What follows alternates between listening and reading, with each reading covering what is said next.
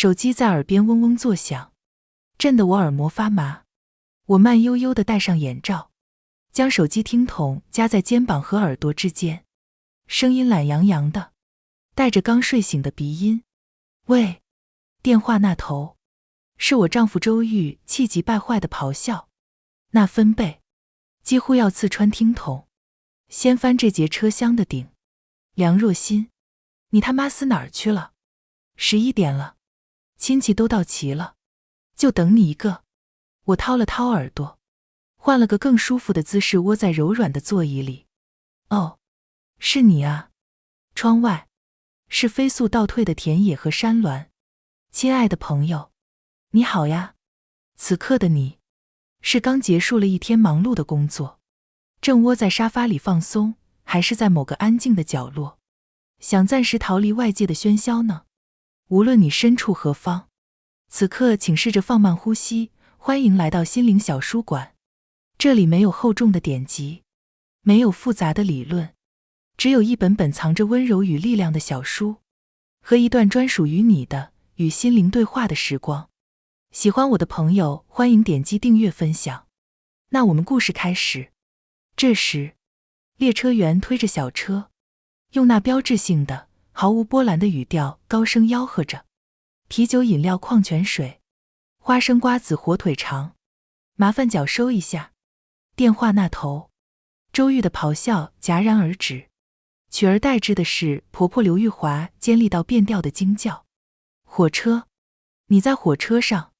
我终于忍不住，嘴角咧开一个巨大的弧度，对着话筒，用我这辈子最甜、最无辜的语气，慢条斯理地回道：是啊，阿姨，我正坐火车回我娘家呢。您有什么事儿吗？故事得从1个星期前说起。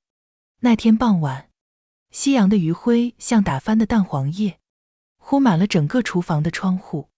我刚系上围裙，准备做晚饭，周玉就兴冲冲地从客厅跑了进来。老婆，再过几天就是我妈88大寿了，咱们得好好合计合计。我一边淘米，一边点头。行啊，你说怎么弄？要不找个好点的饭店，订个大包厢，把亲戚们都请过来，热热闹闹聚一聚。话音刚落，客厅里传来一声不大不小的冷哼。婆婆刘玉华正坐在沙发上，一边嗑着瓜子，一边用眼角的余光弯着我。小心啊！她把瓜子皮呸的一声吐进垃圾桶，声音拖得老长。我早就跟你说过，做我们周家的儿媳妇，第一条就是要懂得勤俭持家。咱家的钱，那可不是大风刮来的，是一分一分挣回来的。出去吃，饭店的菜死贵，还不知道用的是什么地沟油，败家玩意儿。他这话像一把钝刀子，一下下往我心上捅。我的脸瞬间烧得通红。我承认，下馆子是贵，尤其是一家子亲戚，我只能压下心里的不快，试探着问：那妈，您的意思是在家里办？家里办好啊。刘玉华一拍大腿，脸上的褶子笑成了一朵烂菊花。家里干净，还省钱。周玉也跟着附和：就是就是，妈说的对，还是家里好。我心里咯噔一下，有种不祥的预感。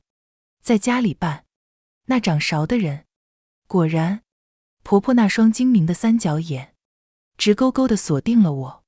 小心，你那手艺不比大饭店的厨子差。我寻思着，这事儿就交给你了。我心里叹了口气，想着累点就累点吧，谁让他是长辈，又是过大寿呢。行，妈，那你想吃点啥？我提前准备。谁知道，这只是个开始。刘玉华清了清嗓子，慢悠悠地竖起8根手指头，又比划了一下。我呢，过的是88大寿，这菜嘛，自然也得图个吉利。他顿了读，一字一句，咬得特别清晰。你就给我做个88道菜吧，少一道都不吉利。啥玩意儿？我手里的米筛哐当一声掉进了水槽里，溅起的水花打湿了我的衣襟。我以为我听错了。妈，您说啥？88道。您别跟我开国际玩笑了，我家锅碗瓢盆加起来都凑不够88个，这哪里是祝寿，这分明是要我的命。前一秒还笑嘻嘻的婆婆，下一秒嘴一撇，眼眶一红，说哭就哭。哎呦喂，我这命苦啊！她捶着胸口，开始唱念做打。我这都半截身子入土的人了，就想过个热闹点的生日，还被儿媳妇嫌麻烦。我活着还有什么意思啊？我不如现在就死了算了。那哭腔抑扬顿挫，不知道的还以为家里在唱大戏。我头皮发麻，赶紧解释，妈，我不是那个意思。我一直低头戳手机，打着王者荣耀的周玉，此刻终于舍得把头抬起来了。他甚至没看我一眼，只是对着游戏里被杀死的角色不耐烦地啧了一声。吵什么吵？他把手机往沙发上一扔，冲我吼道，不就是80多道菜吗？我妈都88了，让你做你就做，你一天到晚闲得蛋疼，哪儿来那么多屁话？那理所当然的语气，那高高在上的姿态，像一桶汽油，瞬间浇在我心里的火苗上，轰的一声，炸了。我一把扯下围裙，狠狠摔在料理台上。行啊，周玉，我死死地盯着他，声音都在发抖。你说的轻巧，那你来做，反正是你妈过大寿，正好让你那些七大姑八大姨看看，你这个大孝子是怎么疼你妈的。周玉被我的反应吓了一跳，游戏也不打了，赶紧跑过来，脸上堆起讨好的笑。哎呦，老婆，老婆你别生气嘛，我这不是随口一说吗？他想来拉我的手，被我一把甩开。咱家厨房这摊子事，哪能少了你这个主心骨呢？我歪着头，冷冷地看着他。我把话放这儿，88道菜，我不可能做，要么去饭店订，要么你自己卷起袖子想折去。你，周玉的脸一下子长成了猪肝色。婆婆一看儿子被我对了，战斗力瞬间爆表，一屁股从沙发上弹起来，指着我的鼻子就要开骂。周玉赶紧拉住他，压低声音在他耳边嘀咕了几句。我看见婆婆的眼神闪烁了几下，然后不情不愿地点了点头。再转过身来时，周玉已经换上了一副无比诚恳的表情。老婆，我错了，我刚才态度不好，我给你道歉。他走过来，又是给我捏肩，又是给我捶背。饭店我已经订好了，就咱们市里最好的那家，海天阁，所有事情我来安排，你到时候就负责打扮得漂漂亮亮的出席，行不行？他一边说，一边给我使眼色。哎，老婆，你昨天是不是有个快递到了？在楼下快递站，赶紧去拿吧，别让人家等急了。我当时被他这360度的大转弯给弄懵了，心里那股火也消了大半，想着也许他真知道错了，就没再多想，换了鞋就下了楼。临出门的那一刻，我眼角的余光好像瞥见婆婆的嘴角闪过一丝极其诡异的得意的笑，就像阴谋得逞的笑。快递站离家不远，走路也就5分钟。我寻思着拿了就回，图方便，只在睡衣外面套了件薄薄的针织开衫。等我抱着半人高的快递箱回到家门口时，却发现了一个要命的问题，门从里面反锁了，我没带钥匙。周玉，开门，我回来了。我一边敲门，一边喊。屋里传来了震耳欲聋的摇滚乐声，鼓点敲得我心烦意乱。默人应，我以为他没听见，拿出手机给他打电话。对不起，您拨打的电话正在通话中。1遍、2遍、3遍，永远是这冰冷的女声。她在跟谁打电话？夜里的风像刀子一样刮在脸上生疼。初冬的温度已经降到了-3度，我只穿了一件薄外套，此刻冻得浑身直哆嗦，牙齿上下打颤，清鼻涕不受控制地流了下来。我抱着胳膊，把身体缩成一团，继续用力地拍门。周玉、刘玉华，开门啊！拍了足足有10几分钟，手都拍红了。屋里的音乐声终于停了，门后传来了婆婆慢悠悠的声音：“哎呦，是小新啊，你怎么才回来？”周玉她刚出去了，说去给我买宵夜了。这门我不会开啊！我心里1万头草泥马奔腾而过。这智能锁他用了3年了，但我还是耐着性子隔着门教他：“妈，您把那个把手往右边拧到底就行了。”哦，好好好，我试试哈。你等会儿。然后门后传来一阵叮叮当当、稀里哗啦的乱响，像是他在用18般武艺跟那个门锁搏斗。10分钟过去了，门还是没开。我的耐心彻底告罄，手脚已经冻得快没知觉了。妈，您到底弄好了没有？我快冻死在外面了。我几乎是吼出来的，婆婆的声音里带着一丝恰到好处的歉意和畏难。哎呀，小新啊，我真不会用这个锁，要不你今晚先去外面找个地方凑合一晚上，等周玉回来了，我让他去接你。我咬着牙，气得浑身发抖，冷，刺骨的冷。再待下去，我非得冻出肺炎不可。我只能拖着僵硬的身体，一步步往楼下走，准备去附近的快捷酒店开个房。可刚走到楼梯口，一阵强烈的不甘和屈辱涌上心头。我凭什么要走？这是我家，鬼使神差的。我又轻手轻脚地折返回去，贴在了门上。屋里很安静。忽然，我听见了压抑不住的扑哧扑哧的笑声，是周玉的声音，得意又猖狂。妈，还是你牛逼，这招儿绝了，就把他关在门外冻一宿，看他以后还敢不敢跟咱们甩脸子。紧接着是婆婆同样得意的附和：哼，我早就跟你说了，这种女人就是欠收拾，3天不打，上房揭瓦。谁家儿媳妇像她那么懒，屁事不干，还敢顶撞长辈，真把自己当盘菜了。妈，你说的对，就得让她知道，在这个家里，到底谁说了算。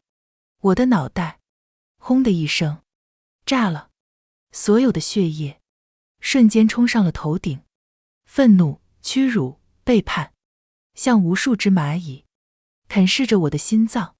原来这一切都是他们设计好的。周玉、刘玉华，你们给我滚出来！我疯了一样，用尽全身力气，一脚狠狠地踹在门上。砰！楼道的声控灯啪地亮了，惨白的光照在我扭曲的脸上，屋里的笑声戛然而止。过了几秒，周玉的声音隔着门传来，带着一丝被戳穿的恼羞成怒。喊什么喊？想进来？他冷笑一声，语气里满是威胁。行啊，你现在答应给我妈做那88道菜，我就给你开门。我气得发笑，声音嘶哑。做你妈的春秋大梦，我不是你们家买来的丫鬟。呵，是吗？他皮笑肉不笑地说，那你就在外面好好冻着吧，什么时候想通了，什么时候再来求我。说完，屋里又恢复了死寂。我靠着冰冷的墙壁，缓缓地滑坐在地上。我怎么也想不明白，那个曾经追我时，会为了我一句话，在大雨里等3个小时的周玉，那个曾经我感冒了会半夜跑遍全城给我买药的周玉，那个曾经信誓旦旦说会爱我一辈子保护我一辈子的周玉，怎么就变成了现在这个样子？就在这时，婆婆的声音又悠悠地飘了出来，像一条吐着信子的毒蛇。小心啊，听妈一句劝，当儿媳妇的就得有当儿媳妇的规矩，别闹得大家脸上都不好看。你一个女人家，娘家又那么远，这万一要是受了什么委屈，传出去，你爸妈脸上也无光，你说是不是？威胁，赤裸裸的威胁。几天前，我妈刚打来电话，说我爸心脏的老毛病犯了，刚做完一个微创手术，正在家休养。我妈自己也因为操心，血压一直不稳，他们算准了，我这个节骨眼上，不敢跟家里说，不敢让爸妈为我担心，他们算准了，我只能打碎了牙，合着血，往肚子里咽。好，真好。我在快捷酒店冰冷的床上，睁着眼睛，一夜无眠。窗外的冷风呼啸了一整夜，但再冷的风也比不上我心里的寒意。我想明白了，不就是想看我低头，想拿捏我，想让我当牛做马吗？行啊，我成全你们，反正最后丢人现眼的又不是我。第二天一早，我顶着2个硕大的黑眼圈，面无表情地回了家。一开门，婆婆刘玉华就满脸堆笑地迎了上来，那热情劲儿，仿佛昨晚什么都没发生过。哎呦，小新回来了，快快快，妈给你熬了你最爱喝的大骨头汤，专门给你留住的，快趁热喝。她端着一个大碗，殷勤地递到我面前，碗里飘着几块白花花的、油腻腻的肥肉，汤面上凝着一层厚厚的油，散发着一股令人作呕的腥气。我胃里一阵翻江倒海，我面不改色地接过碗，然后一抬眼，看到了餐桌上周玉的早餐，一碗热气腾腾的海鲜面，上面卧着2个金黄的荷包蛋，旁边还堆着小山似的排骨和大虾。我什么都没说，只是端着我的大骨汤，走到周玉面前，当着他们母子俩的面，一把掀开了他的面碗。果然，碗底下全是精华。婆婆的眼神闪躲了一下，心虚的解释，那个，小心啊，妈看你最近胃口不好，这油腻的东西吃多了对身体不好。我心里冷笑，果然如此。昨晚在酒店，我想了一整夜，越想越多被我刻意忽略的细节，像水鬼一样从记忆的深处浮了上来。刚结婚那会儿，我随口说过一句，我不喜欢吃洋葱。从那以后，每次去婆婆家吃饭，她老人家就跟洋葱杠上了似的，凉拌洋葱、洋葱炒蛋、洋葱烧肉，恨不得每道菜里都塞满洋，还非要加到我碗里。小心，尝尝，就尝一口，洋葱这东西对身体可好了，妈这可是特地为你做的。我跟她说，我对芒果严重过敏，闻到味道都会起疹子。转头，她家里就堆满了各种芒果制品，新鲜芒果、芒果干、芒果汁、芒果蛋糕。每次去她家，我都像在上刑。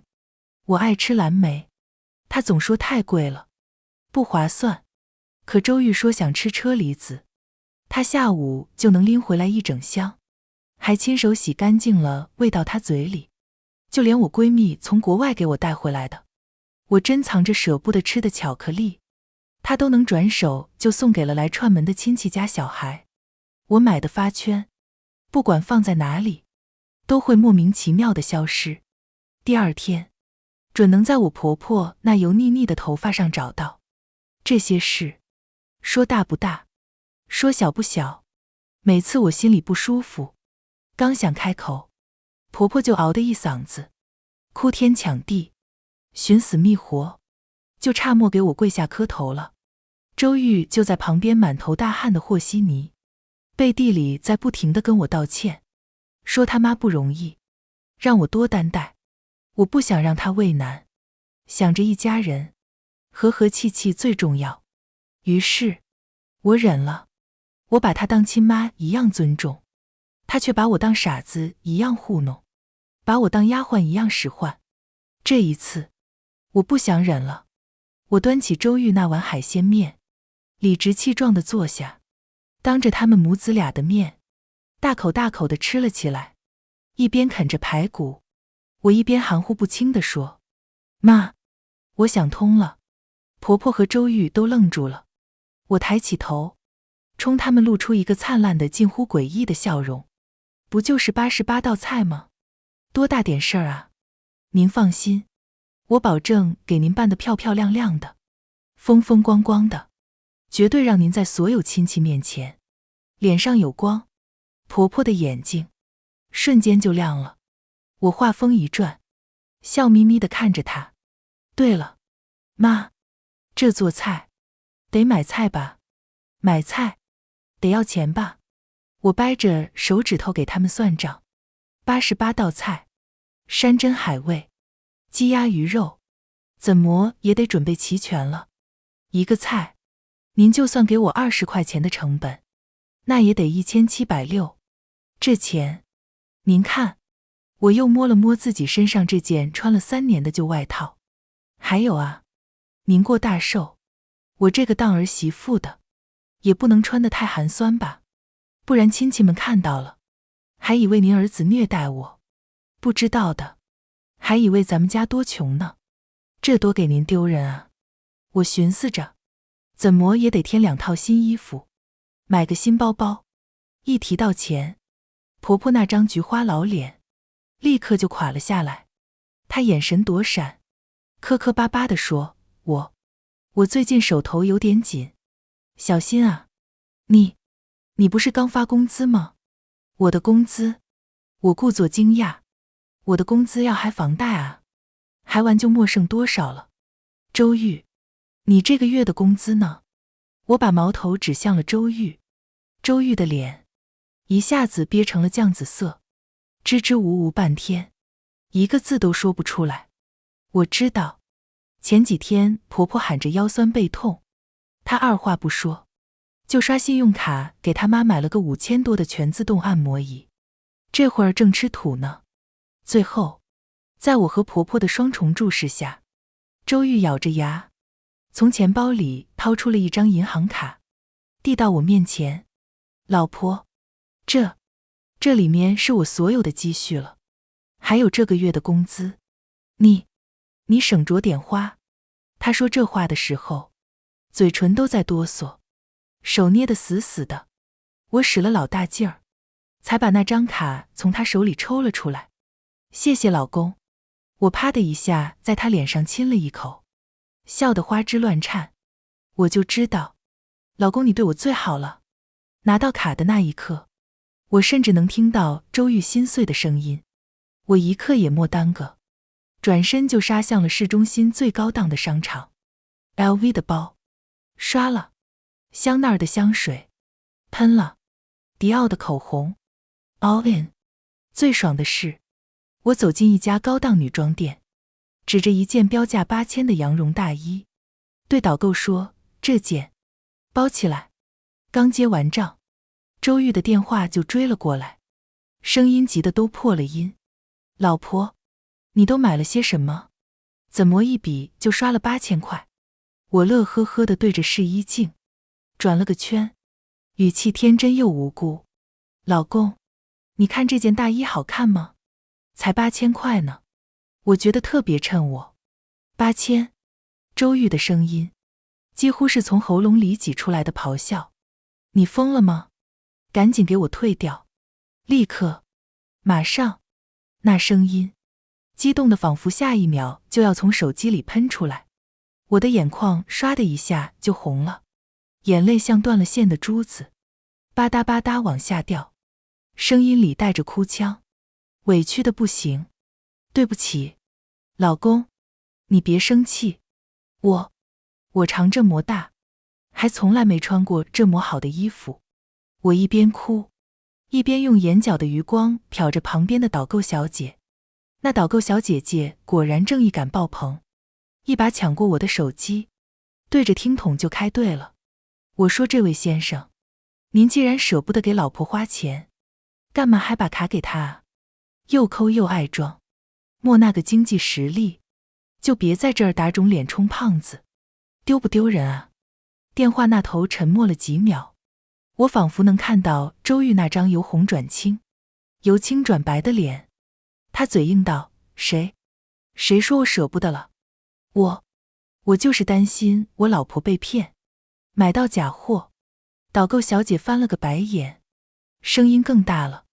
您放心，我们这儿是100年老店，假一赔10。这位女士，您再看看，还有什么喜欢的，尽管挑。今天就让您先生好好见识一下，什么叫正品。我怯生生地看向手机荧幕，那边，周玉挤出一个比哭还难看的笑。买，随便买，老婆喜欢，就都买了。我掏钱。有了他这句话，我当天晚上又花了3800，办了家顶级美容院的全年 VIP 卡，顺便请我闺蜜吃了顿人均600的日料。等我拎着大包小包，容光焕发地回到家时，婆婆看着我，眼珠子都快从眼眶里瞪出来了。我让你去买菜，菜呢？你买的菜呢？我晃了晃手里10几个购物袋，给了她一个你放心的眼神，然后砰的一声，反锁了房门。妈，别着急嘛，寿宴不是还有好几天吗？我得先把自己收拾利索了，才能更好的给您准备啊。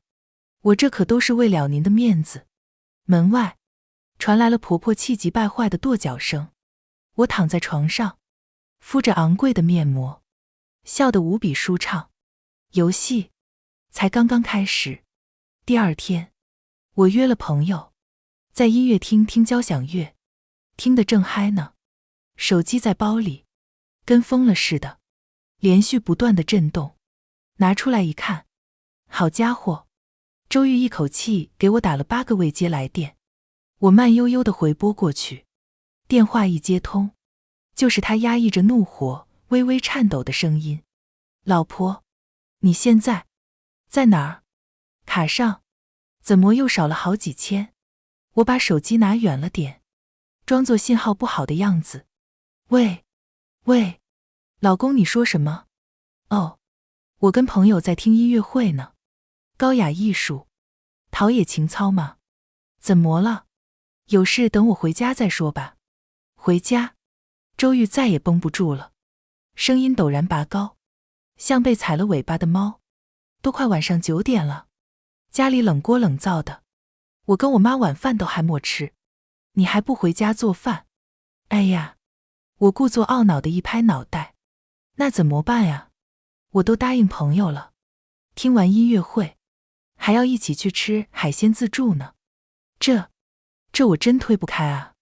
我甚至能听到电话那头周玉沉重的像拉风箱一样的喘息声，他快被我气疯了，而我就是要他疯。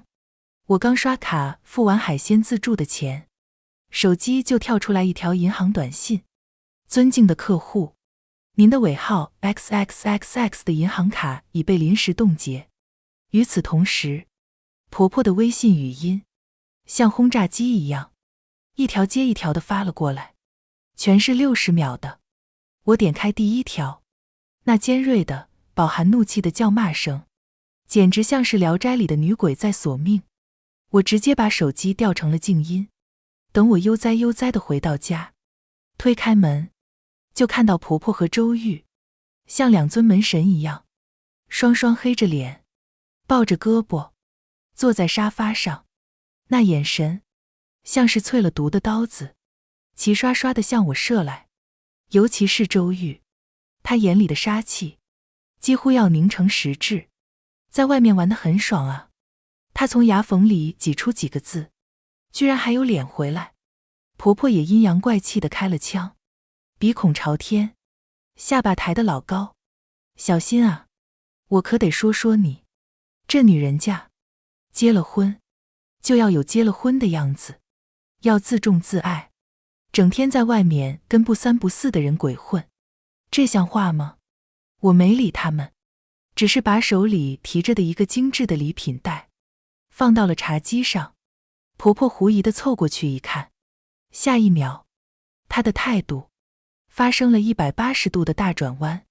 袋子里是一盒包装精美的长白山野山参，一条质感上乘的真丝丝巾，还有一对金灿灿、沉甸甸的龙凤金手镯。她拿起那对手镯，在灯光下翻来覆去的看，眼睛都直了，嘴巴咧得快到耳根子，脸上的褶子笑成了一朵盛开的向日葵。那眼神瞬间就从淬毒的刀子变成了慈爱的春风。哎呦，我的好儿媳，你这孩子太破费了，妈怎么好意思收你这么贵重的礼物？嘴上说着不好意思，手却把那金镯子攥得死死的，生怕我再抢回去。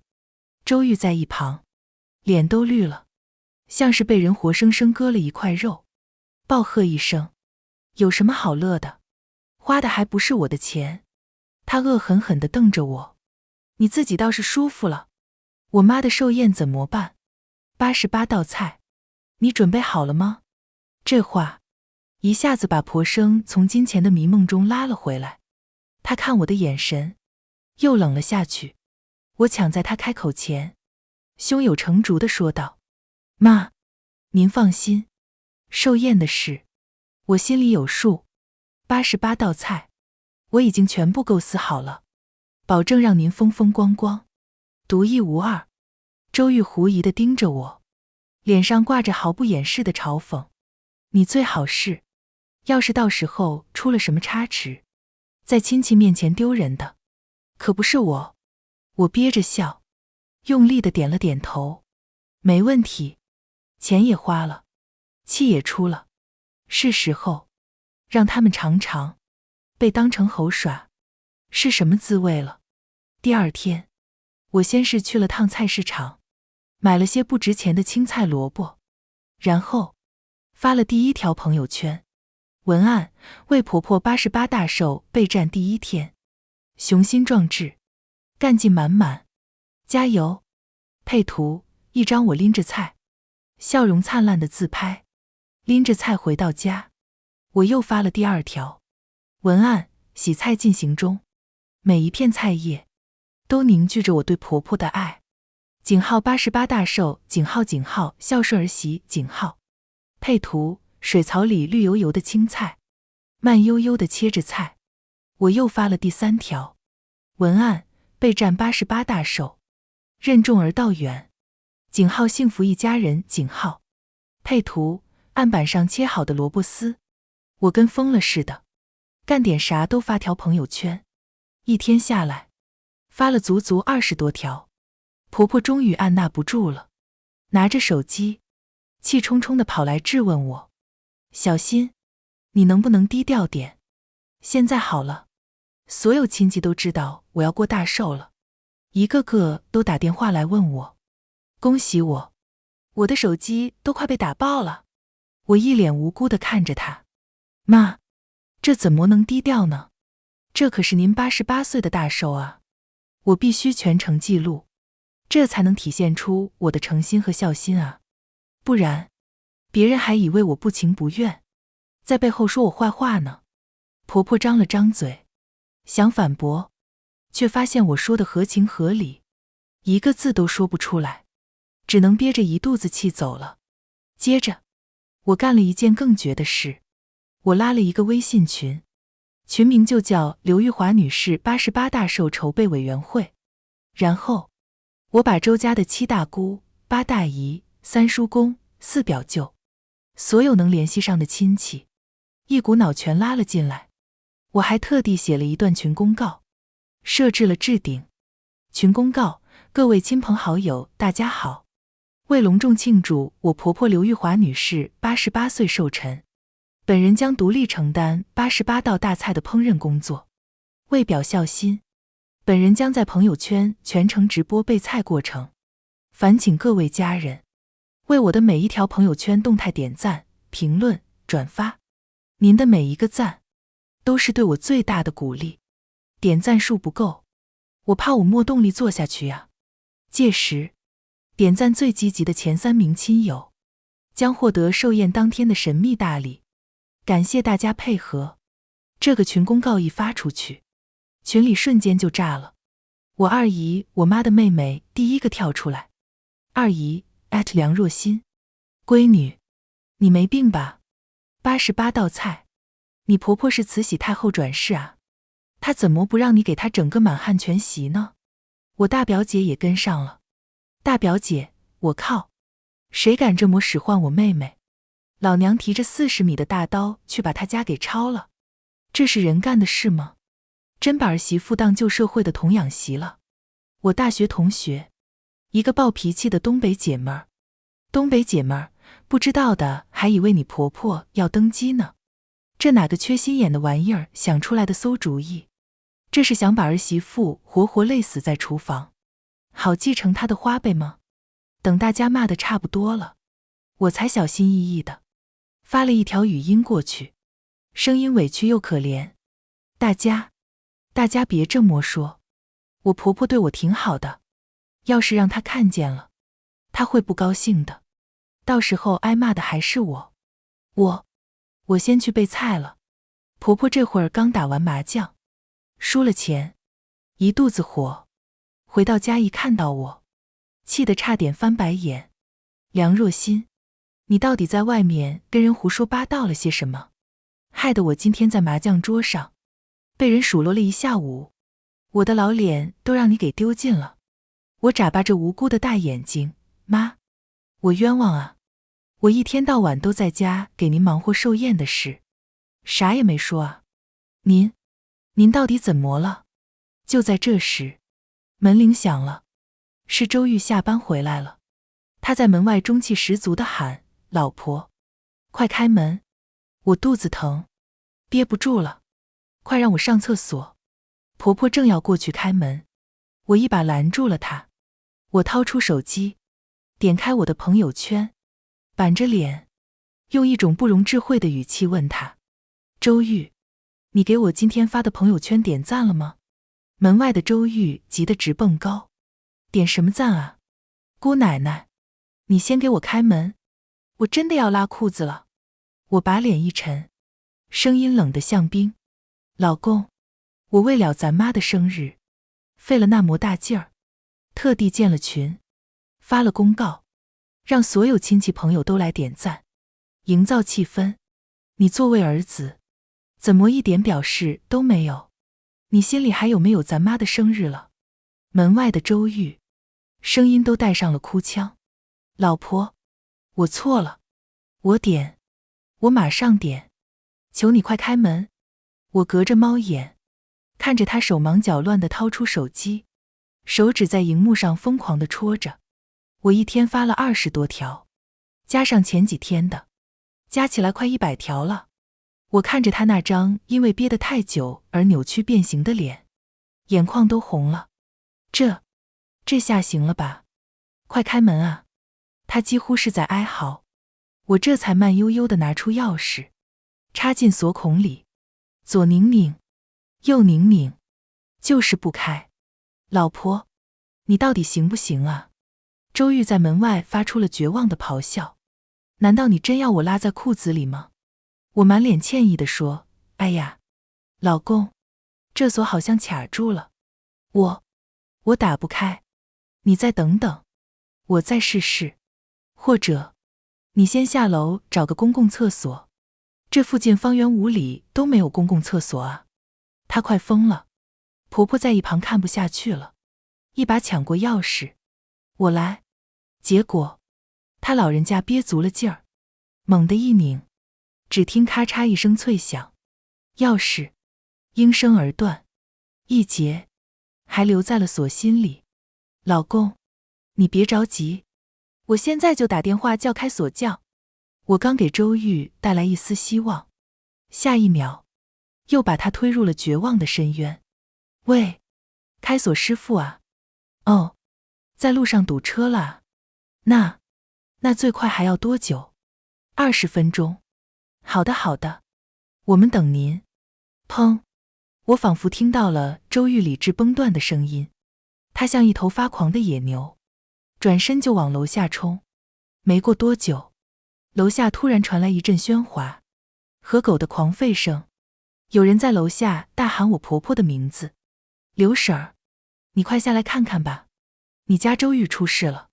我从窗户探出头去，只见周玉以一个极其狼狈的姿势倒在楼下的草丛里，他屁股那一块裤子被撕开了一个大口子，血肉模糊，一片狼藉。旁边一只半人高的大狼狗正冲着他汪汪狂叫。婆婆听到喊声，发出一声惨叫，连滚带爬地冲了下去，那表情像是天塌下来一样。哎呦，你说这好端端的，怎么就被狗给咬了呢？是啊，都多大的人了，也不知道回家上厕所，非要在外面随地大小便，这不招报应了吧？真没素质。邻居们的议论声像针一样扎在婆婆心上，有人还想探问事情的经过，可她哪里敢说，是因为她想让儿媳妇做88道菜，结果儿媳妇反击，才闹出这档子事。要是让别人知道了，她这张老脸以后还往哪儿搁？等开锁师傅撬开门，周玉被他妈搀扶回来的时候，他那张脸白得像一张纸，整个人都虚脱了。婆婆心疼得不得了，安顿好儿子，就兴冲冲地一头扎进了厨房。她以为经过昨天的社死事件，我肯定学乖了，今天一定在厨房里为他受伤的宝贝儿子准备了什么山珍海味，来弥补，来讨好。然后他看到了令他终生难忘的一幕，厨房的料理台上整整齐齐地摆放着几十个白色的塑胶盘子，每一个盘子里都孤零零的躺着一颗花生米。是的，你没有看错，就只有一颗。婆婆不信邪，她在厨房里绕着那几十个盘子来来回回走了3遍，最后她难以置信地指着那些盘子，声音都在发抖。你忙活了一下午，就做了这些？我从冰箱里拿出一瓶可乐，拧开，吨喝了一大口，然后打了个响亮的嗝。我脸上挂着灿烂的笑容，像一个等待被夸奖的孩子，热情地向他介绍我的杰作。妈，您别小看这些花生米，这可都是有讲究的。我指着第一个盘子，这个叫盐焗黄金一粒粟，又指着第二个，那个是意式陈醋风情豆，还有这个法式黑胡椒菊花生，日式芥末酱油浸果仁，泰式甜辣沁香猪。妈，您看我多能干，这才一下午，我就给您凑了快30道菜了。到您大寿那天，88道菜，绝对没问题。婆婆瞪大了眼睛，张着嘴，一口气没喘上来，差点当场绝过去。你，她指着我，你了半天，一个字都说不出来。躺在沙发上，屁股上还缠着纱布的周玉，半死不活的，用一种想杀人的眼神，死死地剜着我。从那天起，婆婆学精了，她不再出去打麻将，也不去跳广场舞了。她搬了个小板凳，一天24小时，就坐在厨房门口，像个监工一样，死死地盯着我。小心啊，妈也是为你好，这眼瞅着就要过生日了，你可千万不能再偷懒了啊。我倒也听话，在她的严密监视下，我老老实实的做了2天正经饭菜。婆婆终于放松了警惕，她又开始向各路亲戚朋友炫耀，说她有个多么孝顺能干的好儿媳。还四处发请柬，广收礼金，忙得不亦乐乎。终于，寿宴那天到了，天刚蒙蒙亮，才6点多，婆婆就冲进我的房间，一把掀开了我的被子。小心，快起来，你那些叔叔伯伯们坐最早一班车，马上就要到了。菜准备的怎么样了？我揉着惺忪的睡眼，点了点头。妈，您放心，都准备的差不多了。我顺口找了个借口，说还有几样重要的调料没买，得马上去一趟超市。趁着他们忙着接待第一波客人的空档，我悄无声息地拉着早就收拾好的行李箱，带着我的存折、银行卡、房产证以及所有的金银首饰，直奔火车站。上午9点半，我顺利地坐上了开往我老家的高铁。手机微信响了，是婆婆发来的消息：小心，东西买好了吗？你二嫂一家已经到了。我回道：妈，快了快了，我马上就回去了。5分钟后，手机又响了：你可别在外面瞎晃悠，买完东西赶紧回来。我回：知道了妈，您就放心吧。上午10点，我的手机开始以每2分钟一次的频率疯狂震动。小心，怎么还没好？人都到齐了，就等你的菜了。屋里人太多了，乱糟糟的，我一个人根本忙不过来。你快回来帮我招呼一下，你三叔公特地从外地赶过来的，晚上要住宾馆，你赶紧安排一下。梁若欣，你人呢？你死哪儿去了？为什么不回我消息？婆婆在那边急得像热锅上的蚂蚁，而我戴着眼罩，塞着耳机，听着舒缓的音乐，舒舒服服的睡了一觉。等我一觉醒来，荧幕上跳动的是周玉的名字。我按了接听，电话那头，他累得满头大汗，上气不接下气，声音里是压抑不住的怒火。梁若欣，都他妈11点多了，你买个东西是掉菜市场里了吗？全家老小几十口子人都饿着肚子，就等你一个人。紧接着，婆婆抢过电话，火冒三丈地吼道：我腰都快累断了，你别忘了你答应我的88道菜，到时候要是上不来，我看你这张脸往哪儿搁。就在这时，列车售货员推着小车从我身边走过，用那洪亮而独特的嗓音吆喝着：啤酒、白酒、矿泉水，香烟、瓜子、火腿肠，收一下脚啊，麻烦大家让一让。电话那头，婆婆的吼声戛然而止，她警觉地问：你那边是什么声音？你现在到底在哪儿？我摘下眼罩，看着窗外飞驰而过的风景，嘴角扬起一抹胜利的微笑。我用我这辈子最甜美、最无辜的语气，清晰地回答她：哦，阿姨啊，我当然是在回我娘家的火车上啊。请问，您还有什么事吗？电话那头，先是死一般的寂静，然后是周玉和婆婆2个人混合在一起的不敢置信的、气急败坏的、撕心裂肺的怒吼和咒骂。婆婆甚至嚎啕大哭起来：我礼金都收了，收了10几万啊！你不回来，谁做菜啊？这么多人，要是去饭店吃，那得花多少钱啊？要了我的老命了！谁管你啊！我挂断电话，拉黑，关机，一气呵成，世界终于清静了。我没提前跟爸妈说我要回来。当我拉着行李箱出现在家门口时，我妈正在院子里晒被子，我爸坐在摇椅上看报纸。看到我的那一刻，他们脸上的惊讶瞬间变成了心疼。我再也忍不住，心里的委屈像决了堤的洪水，一瞬间爆发出来。我扑进我妈怀里，嚎啕大哭，哭得像个3岁的孩子。爸妈听完整件事情的经过，气得浑身发抖。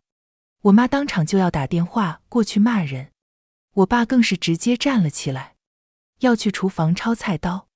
反了他们了，真以为我梁家的闺女是好欺负的。还是我爸比较镇定，他先是压下了我妈的火气，然后一个接一个的打电话，打给我大堂哥、二堂哥、小表弟、大舅、二叔，凡是家里沾点亲带点故、身强力壮的青壮年男性，有一个算一个，全被他叫了过来。不到半个小时，我们家不大的客厅里就挤满了20多个膀大腰圆、一脸煞气的壮汉。就在这时，我的手机响了，我换了张新卡，但周玉不知道从哪儿搞到了我的新号码。我爸示意大家安静，然后按下了免提。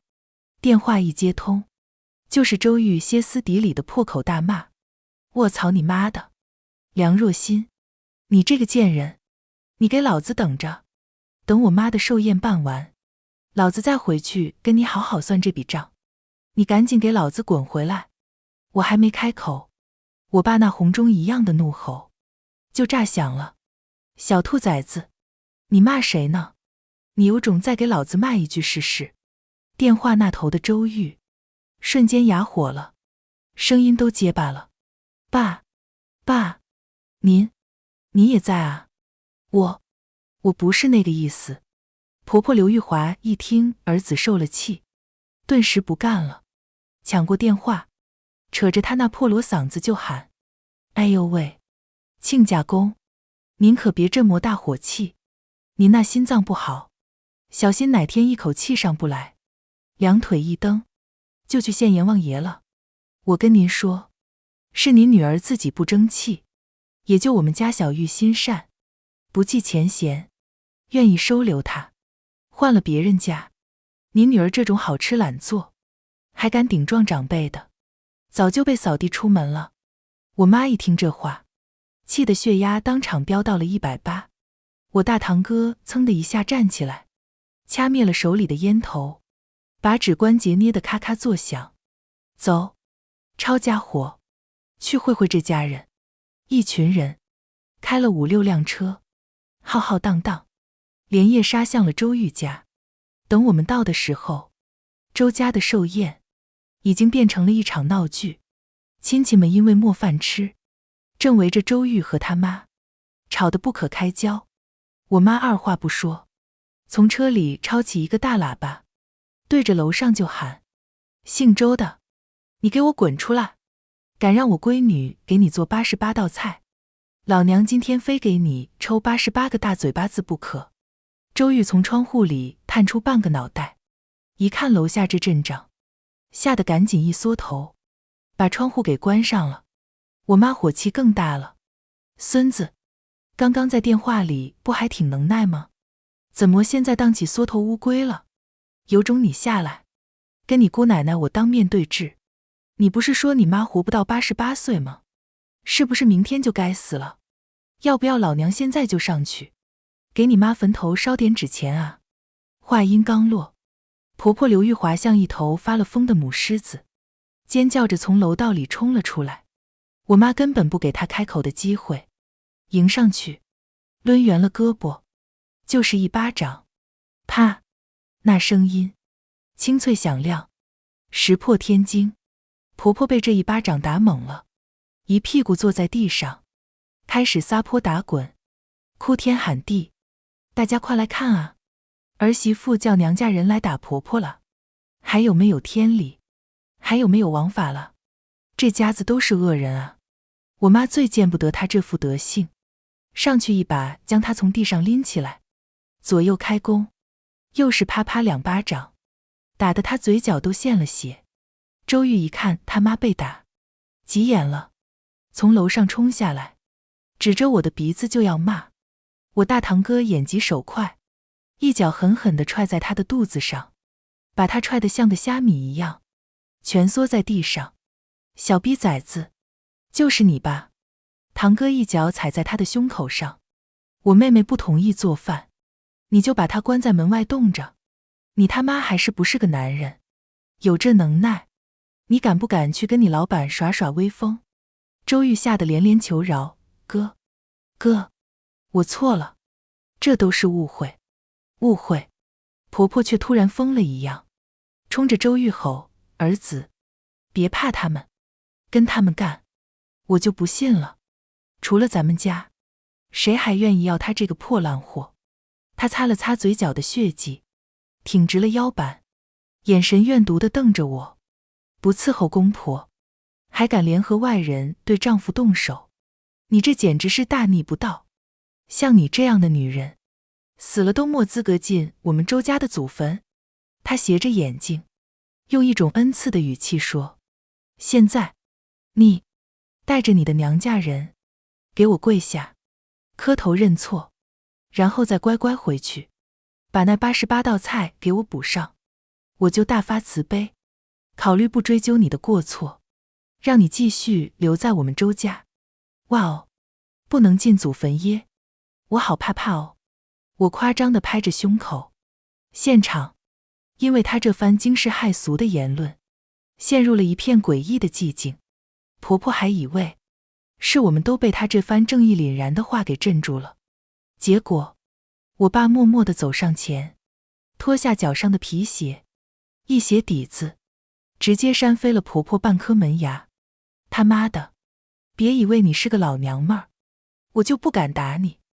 整个场面顿时乱成了一锅粥。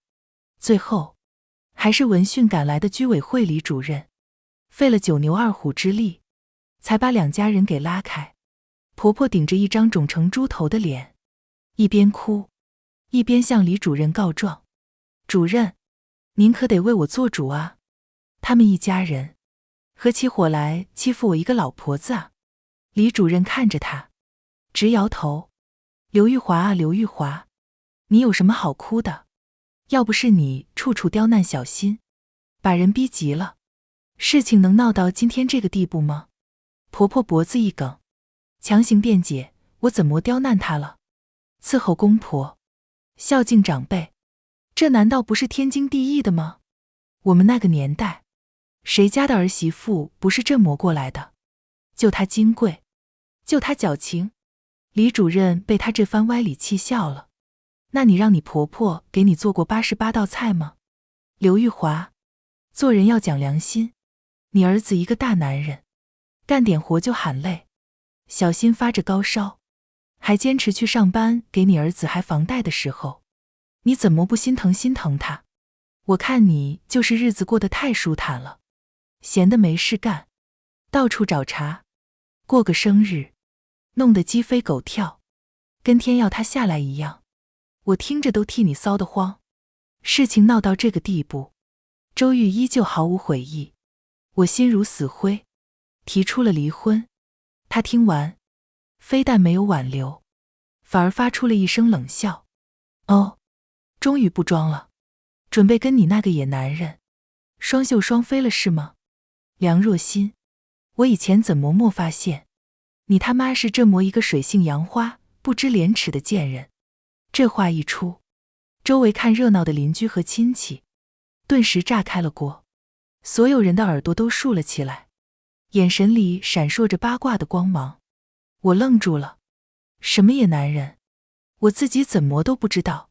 周玉从口袋里掏出一沓照片，像天女散花一样狠狠地甩在我脸上。照片上是我和一个温文尔雅的中年男人，我们一起在西餐厅吃饭，相谈甚欢。我坐在他的副驾驶上，笑得很开心。我们甚至还一起出现在高尔夫球场。周玉指着照片，面目狰狞地对着众人嘶吼：大家看清楚了，都看清楚了，这个贱人早就给我戴了绿帽子，现在事情败露，就急着跟我离婚，好跟这个奸夫远走高飞。天底下怎么有这么不要脸的女人？我看着那些照片，没有说话。照片上的男人不是别人，正是我最近在跟的一个大客户，陈总。前阵子周玉因为公司的一个重要专案愁得焦头烂额，我看着他着急，就动用了自己的人脉，找到了和对方公司有合作的陈总，陪着笑脸，喝了好几顿酒，软磨硬泡，才帮他牵上了线，最终促成了那笔上千万的订单。周玉也因为这个专案顺利升职加薪，拿了好几万的奖金。为此，他还抱着我亲了好几口，说我是他的福星。我怎么也没想到，他一边享受着我给他带来的好处，一边却在背地里偷偷调查我，跟踪我，甚至还反咬我一口，污蔑我出轨。婆婆在一旁更是得意的手舞足蹈，上蹿下跳，像一只得了势的猴。我早就看出来你不是个好东西，狐狸精，骚货，看你这次还怎么狡辩。他双手叉腰，宣布最终审判结果，要离婚可以，你必须净身出户，还要赔偿我儿子的精神损失费100万，少一份都不行，否则咱们就这么耗着，看谁耗得过谁。我看着他们母子俩那副丑恶的嘴脸，突然就笑了。我拿出手机，把周玉刚才那番话和我婆婆的叫骂声录成了2段语音，然后我当着他们的面发给了照片上的男主角陈总。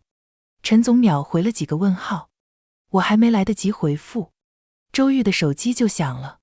他接起电话，一开始还很不耐烦，喂，谁啊？什么？现在让我去公司？明天才周一啊。他的声音越说越大，越说越惊恐。什么？客户要取消合作？不可能，咱们合同都签了，违约金都付了。我为什么不知道？老板您听我解释。即使没有开免提，我也能清晰地听到电话那头他老板气急败坏的咆哮声。挂了电话，周玉的脸色惨白如纸，他失魂落魄的喃喃自语，完了，全完了。客户突然撤单，还要起诉我们公司违约。老板说，所有的损失都要我一个人承担。婆婆比他还急，好端端的，怎么会这样？儿子，你是不是被人给算计了？母子俩的目光像2把利剑，同时射向了我。周玉猛地朝我冲过来，面目狰狞，臭婊子，肯定是你搞的鬼，你又跟哪个野男人上床了，让他来害我。我妈眼疾手快，一把抓起脚边的一块板砖，二话不说就朝周玉的头上砸了过去。我让你嘴巴不干净，我让你欺负我女儿。周玉头破血流，婆婆吓得像只被踩了尾巴的老鼠，尖叫着跪倒在地，开始新一轮的哭天抢地，抹鼻涕掉眼泪。小心啊，亲家母啊，我错了，都是我的错。以前是我猪油蒙了心，做了些错事，但我一直都是把你当亲生女儿一样疼的啊。我给你们磕头了，我给你们磕头了，还不行吗？求求你们，高抬贵手，放过我们家小玉吧。话音未落，他还真就咚咚咚的把头往水泥地上猛磕。趁他弯腰的空当，我5岁的小侄子不知道从哪儿钻了出来，一下子爬到他背上，2腿夹着他的脖子，抓着他的头发，兴奋地大喊，驾驾驾，我要骑大马喽。婆婆疼得龇牙咧嘴，想爬起来，结果重心不稳，又摔了个狗啃泥，惹得周围的人哄堂大笑。我居高临下地看着她，眼神冰冷，别跟我来这套，把我当亲女儿疼，这种鬼话说出来你自己信吗？晾衣服永远跳过我的那一件。我发着高烧，你却硬逼着我起来拖地，说地上有根头发你看着难受。下班回家说是给我留了饭，结果永远是你们吃剩的冷饭冷菜。偷拿我放在抽屉里的珍珠耳环，被我发现了还死不承认。刘玉华，我当初真是瞎了眼，才会嫁到你们这种人家。这时，那些被晾了一整天，连口热饭都没吃上的亲戚们，也反应过来了。大家都是从外地辛辛苦苦赶过来的，花了路费，还随了份子钱，结果就看了这么一出闹剧，谁心里能舒坦？刘婶，你收钱不办事，这跟诈骗有什么区别？把礼金退给我们。对，退钱。人群里此起彼伏，全是嚷着要退礼金的声音。周玉一脸尴尬，冲着他妈吼：妈，你赶紧把钱退给人家，让他们快走。婆婆脸色慌张，低着头，不敢看众人的眼睛，声音小得像蚊子哼哼。钱都花光了，没法退了。周玉的眼睛都瞪圆了。什么？你前几天不是才收了将近10万的礼金吗？钱呢？钱到底花哪儿去了？婆婆的声音更小了。你那个表叔说要做生意，周转不开。我想着，都是亲戚，能帮一把是一把。周玉气得差点一口血喷出来。他就是个烂赌鬼，你把钱借给他，跟扔水里有什么区别？你是不是傻逼啊？他青筋暴起，眼看着就要冲上去掐他妈的脖子。那些吃席的亲戚一听钱拿不回来了，干脆一不做二不休，直接冲进屋里，开始搬东西抵债。电视、冰箱、洗衣机、按摩椅。半个小时后，原本还算温馨的家被搬得跟毛坯房一样，一片狼藉。婆婆抱着周玉，哭得撕心裂肺。周玉突然跪了下来，给我爸妈一个一个的磕头认错。爸妈，我错了，都是我的错，我对不起小新，求求你们再给我一次机会，我以后一定好好对小新，我再也不敢了。我妈冷冷地看着他，想不离婚也行，正好我下个月也过生日，你准备送我88对8两重的金镯子，还是88尊1米高的和田玉如意？周玉一时语塞，他抬起头，阴恻恻地盯着我，脸上突然露出一个极其怪异的笑。梁若欣，想离婚？你做梦去吧！他得意地宣布，忘了告诉你，我前阵子投资失败，在外面欠了500多万的债，我们还没离婚，这笔钱属于夫妻共同债务，我想过了，一个人还是还不上的，所以你这辈子都别想离开我，你得跟我一起把这笔债还清。500多万，这个数字像一颗炸弹，在我爸妈心里炸开。我爸当晚就因为情绪激动，心脏病复发，被送进了急救室。我知道，周玉这是狗急跳墙，想用这笔巨额债务把我死死地捆在他身边，拖我一起下地狱。离婚官司耗时耗力，在他故意拖延的情况下，我根本耗不起。我强迫自己冷静下来，立刻给我那几个身强力壮的表哥打了电话。第二天，3个壮得像小山一样的表哥就拖着行李箱浩浩荡荡地搬进了周玉家，美其名曰保护表妹，防止家暴。从此，周玉和婆婆的噩梦开始了。家务活自然是婆婆全包，她要是敢对我甩半点脸色，我表哥那砂锅大的拳头立刻就会出现在她面前。周玉想护着他妈，表哥们也不客气，直接让他尝尝什么叫爱的铁拳。周玉晚上睡不好，表哥们还贴心的在客厅给他买了套顶级音响，他一躺下就开始通宵 K 歌，鬼哭狼嚎。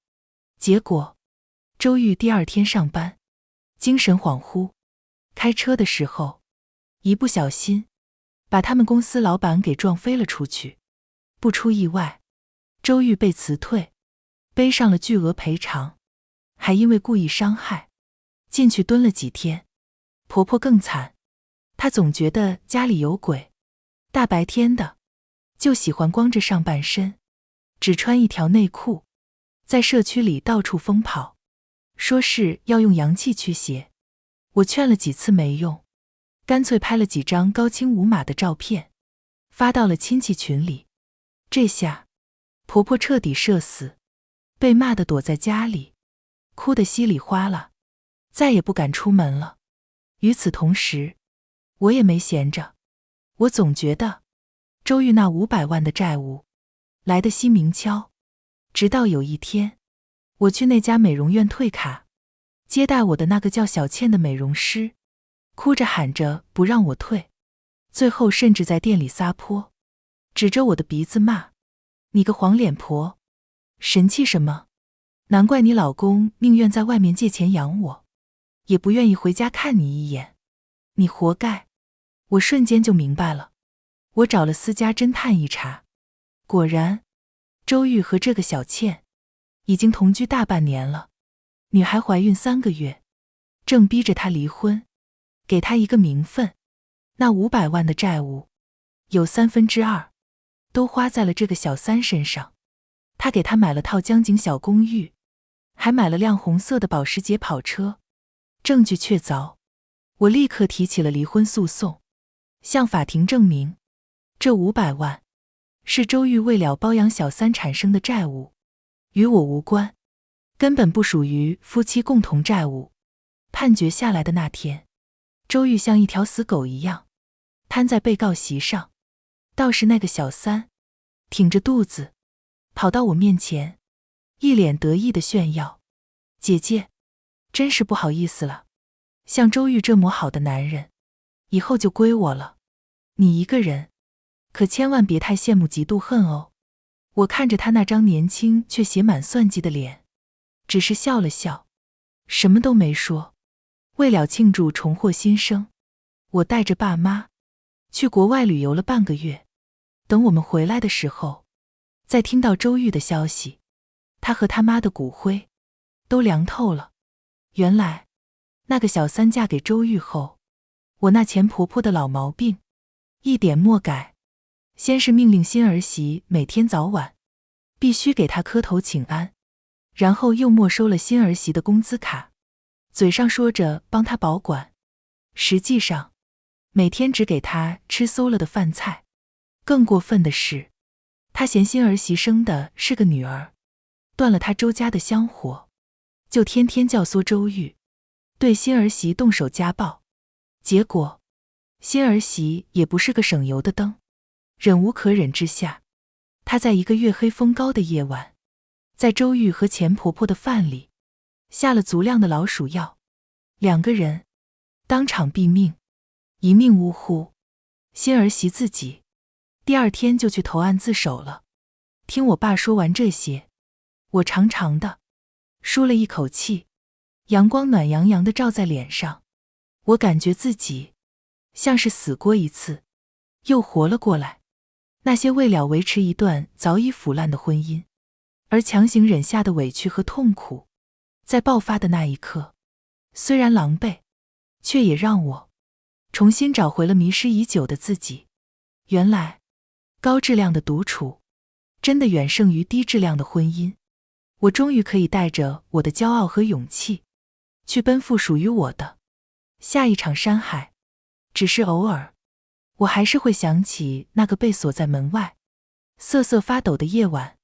如果退让和忍耐换不来的是尊重和体谅，而是变本加厉的欺辱和伤害，那这份委屈，你还愿意继续受下去吗？